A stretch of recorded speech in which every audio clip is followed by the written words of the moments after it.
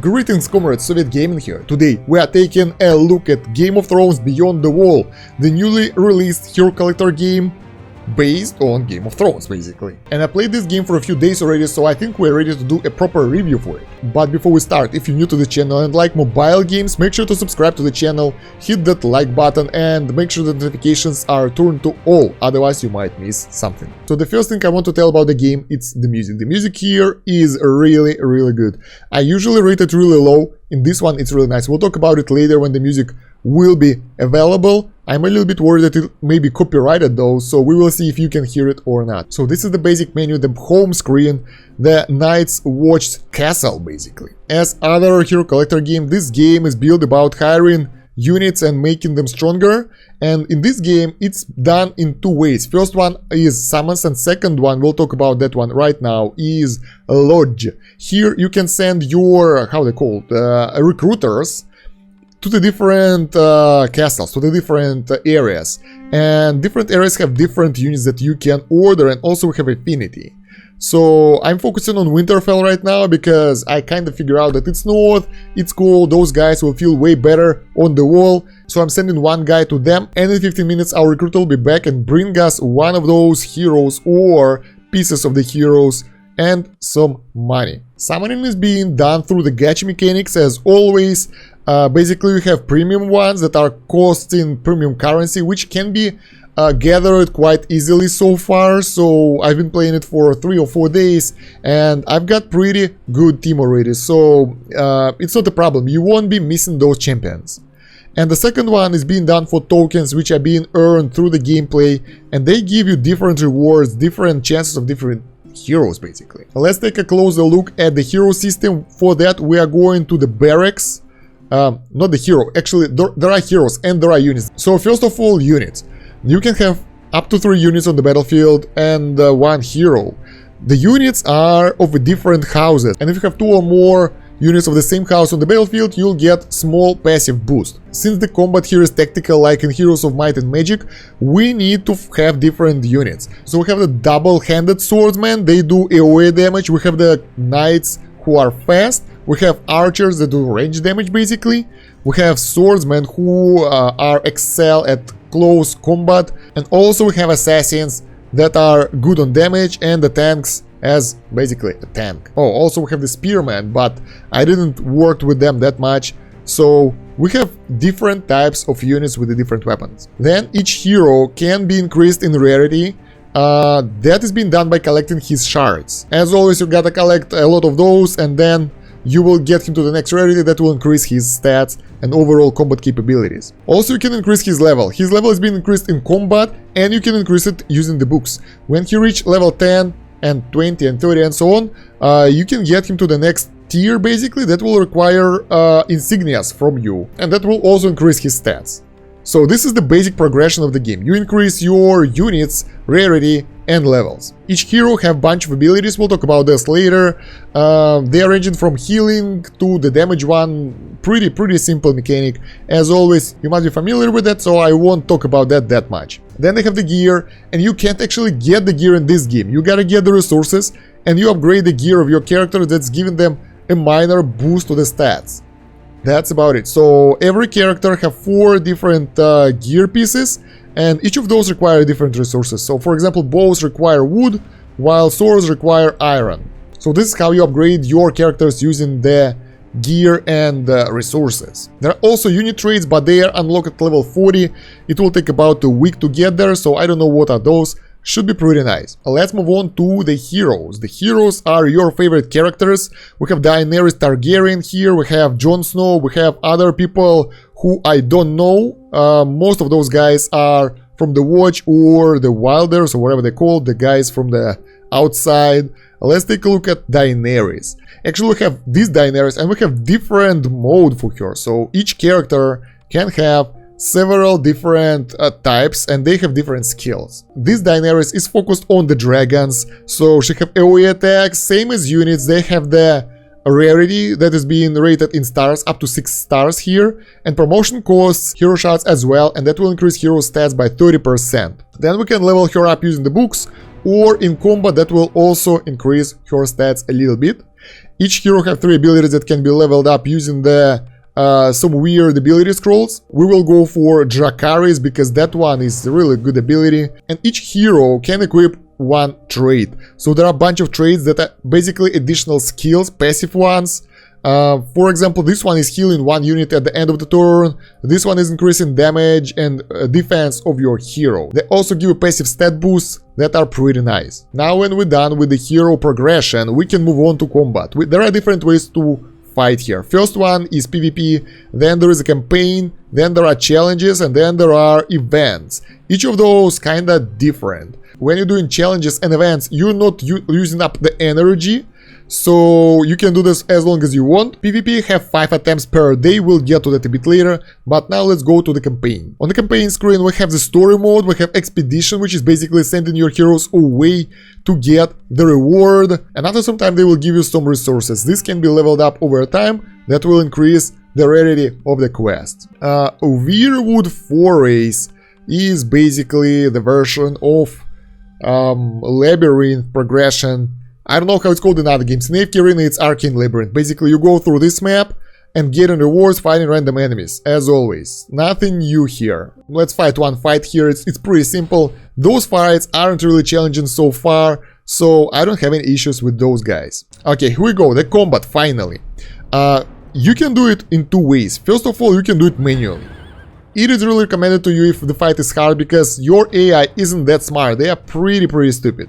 But if fight is easy, you can do that. So at the beginning of your turn you have your units here, and you can pick any of those and start the turn. So it doesn't matter, you just gotta do all the orders that you want, do all the damage, and so on and so on. Also, if the fight is pretty slow for you, you can always speed it up. I think it's double the speed. There we go. And you can also end the turn if you don't want to do something right now, so you guys can use that to your strategic advantage. So almost like Heroes of Might and Magic, nothing that different. Wow, they actually killed my horse, that's horrible.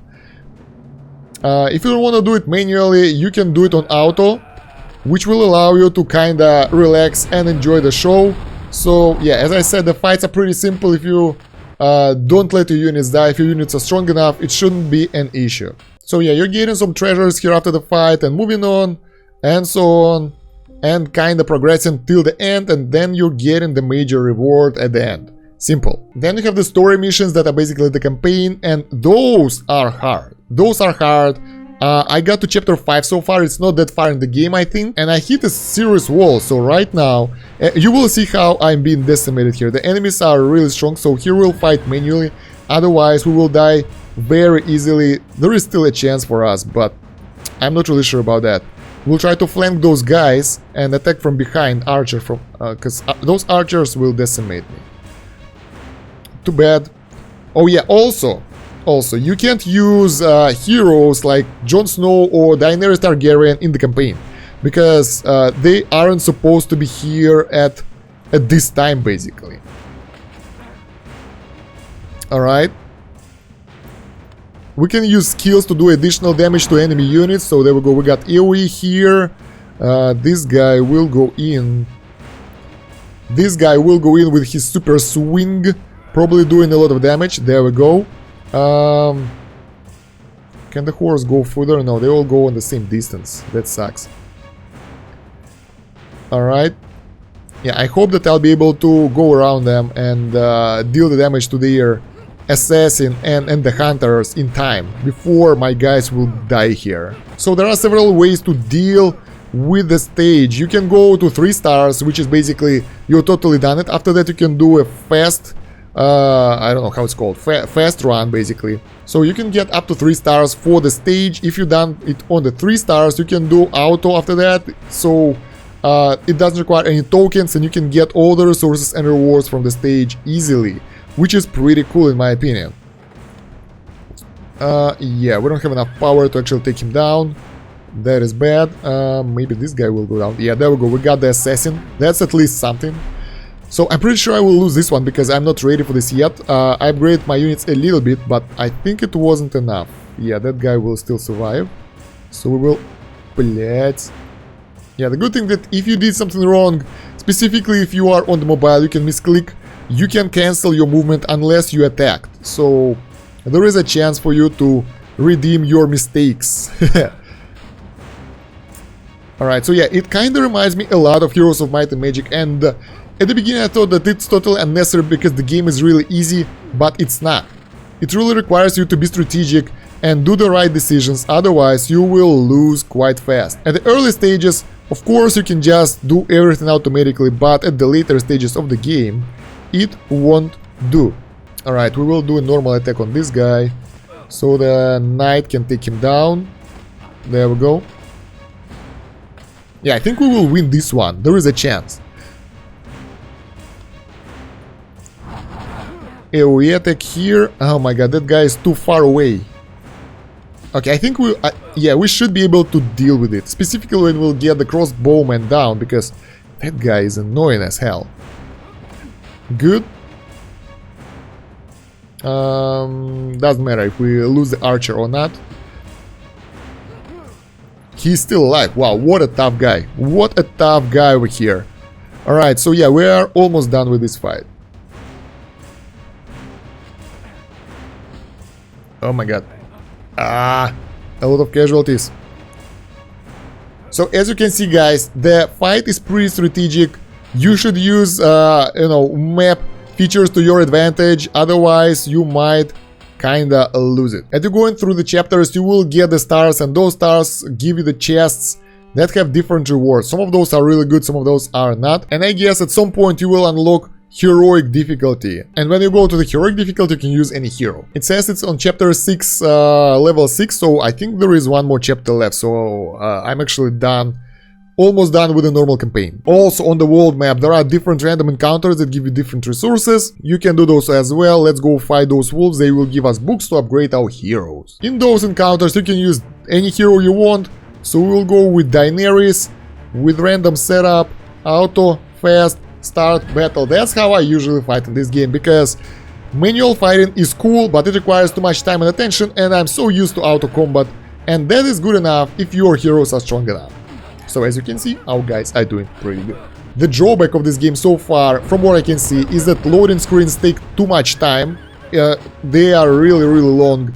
But on the other hand, the graphic is pretty good. Graphics is really nice. We'll talk about that in a minute. But for now, let's go back to our castle. Here you can get the daily rewards and everything. You get the energy giveaway, you got the login rewards, and everything that will make your life as a free-to-play player easier. And there is also a boss fight. And the drawback of that boss fight that it starts at specific time. For me it's 6. And since it's a world boss, you gotta get there in time to do damage in order to get the reward. So that's what I don't like about the game. The fact that some of the giveaways are being done at the proper time and the boss is there at the proper time. So you gotta log in at the exact times. Of course the times are pretty much okay for most of the people, but if you are busy at that moment, you will be out of luck. Other than the boss, there is a weekly event, the wall, that is being held on the weekend. I was waiting for it to make this video. Yeah, let's see how it will go. I never tried that, so you will be the first to witness it here with me. Since they are level 20, it shouldn't be hard. We should decimate them quite easily, to be honest. So yeah, the fight wasn't that hard, and the rewards are kinda, I wouldn't say they are subpar, but they are kinda okay. So the main reward is being rewarded for clearing this section. Section consists of 1, 2, 3, 4, 5, 6, 7, 8, 9, 10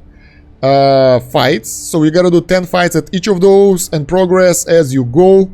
That will give you the rewards. And there is also rookie rate level 50. I think this is another progression thing. And what is it? Library rate level 50 as well. So those aren't available for me now, and they won't be available for me for a while. But other than that, I will rate gameplay for something like 7 out of 10, because most of the things have been explored before. So this is just more or less reskin of other mechanics. But the good thing that they introduced the actual tactical combat. I like that a lot. The problem with that you can't actually use tactics. You can't place your heroes like you are in the Heroes of Might and Magic, because the enemies are close, they will reach you in one turn, and you can't kinda use archers to their full advantage. They shoot only for that long. Yeah, unluckily this is still a hero collector, and you will still have to use your hero's strength, not your wits, to progress. What I really like about the gameplay, that if you want to grind materials, if you want to replay the stage, you don't have to actually go through every of those. You just have to hit patrol and patrol on, and then there you go, you're getting those resources without consuming any tokens. This is really good. Considering the graphics, you saw it, the graphics is pretty good. It's not the gorgeous one,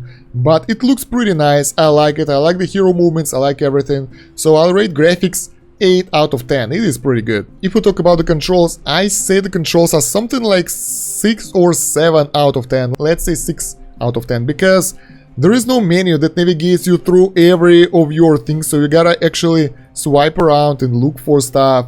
But other than that, everything is kinda easy to get, you know where everything is. It is pretty nice. The combat mechanics is nice as well, so 6 out of 10. Sound effects and music in this game are gorgeous. I would rate them 10 out of 10, because when you go to different areas, you have the background noises, you have background music. It's kind of giving you the feeling of the area you're in, and it's really, really cool. Combat music is good as well. And of course, the intro Game of Thrones theme is always nice, and it's bringing back the good memories. 10 out of 10 for the sound and music.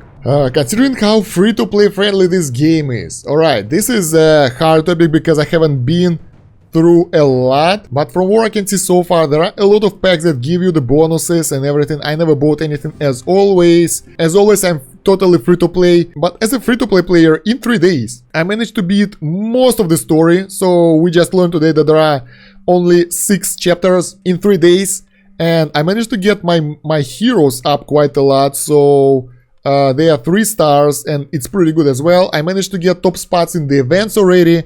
So I think it's pretty free-to-play friendly. If you don't want to compete in the PvP and the events to be the top one, where you therefore want to be pay to win, if you just want to enjoy the story, it can be pretty free-to-play friendly. So I'll give it 0.6 points for that. But since there are boss fights and PvP where you will have to be fighting pay-to-win players and you want those rewards for yourself as well, that's why we have 0.6. So for the summary, overall, I think this game is pretty solid, specifically for the people who like Game of Thrones. I myself, not a big fan. I don't say I don't like it. I liked it. I watched the last season. I think it was okay. Most people hate it. I don't know why. Let me know in the comments why do you hate it though, because when I watched it I was like, okay, that seems pretty logical, I like it. Although I thought that way more characters will die. I thought that most of them will. And this game is overall pretty good as well, other than some things like bosses that require you to be there at specific time, events that require you to be here at specific time. They're not all day long, which is actually sucks big time, because some people won't be able to attend to them regularly. And introduction of tactics in the battlefield is always nice. So overall, this game deserves its good score. And if you're wondering, will I recommend it to you or not, I will. This game is pretty fun, at least for a while. Those few days I liked it. It might not pull you for long though, because it might get old pretty fast. I'm not sure, it depends on the developer. If they will introduce more events, if the unlocks that will happen at level 50 will be fun, if this shield haul will be interesting, that will pull me for longer. Overall, this game is decent. It doesn't have that innovative mechanics. I was expecting a lot from the wall, but actually it's just another bunch of combat mechanics. That's not what I expected basically. I expected some massive fighting. I expected some massive fight with most of the heroes, but this is just another 4 against 4. I like more, high scale combat mechanics.